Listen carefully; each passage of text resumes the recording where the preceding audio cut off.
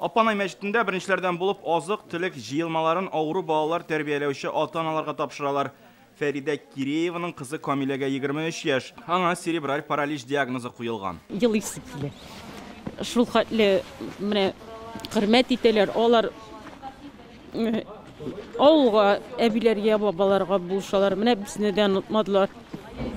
Аларның гаиләләренә исәнлек, саулык насыйп итсен.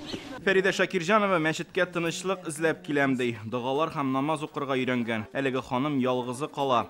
Изге күңелле кешеләрнең аңа беренче тапкыр гына ярдәм итүләре түгел.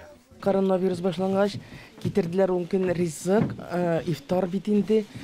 Баштан кызларны теге каршалам, ана 2 рәкать намаз укыйм җулап, аннан ашыйды. Улактап, шундый диләр. Ну, хәзер инде Аллага шөкер. Бүген 100 гаиләгә азык-төлек җыелмасы тапшырдылар. Бу хәләл казылык, сыйыкмай, куертылган сөт, төрле ярмалар, шикәр кымы. Гышыр садакасы итеп балда салынган Россия мөселман эшмәкәрләре берлеге вәкилләре Татарстанның һәр 2нче районында булып мохтаҗларга хәйрия ярдәме күрсәткән. Эшлибез безнең мухтасибат белән, безнең думырты белән. Әлхәмдүлилләh, алар безгә список бирәләр. Без хәзрәтләр белән сөйләшәбез телефон аша.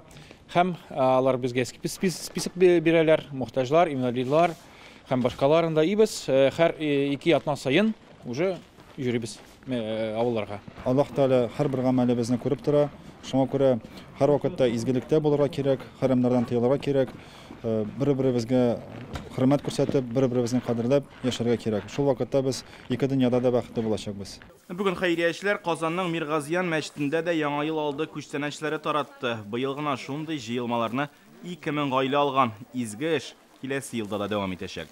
Руслан Судинов, Вадим Илларионов, Яңа Гасыр каналы.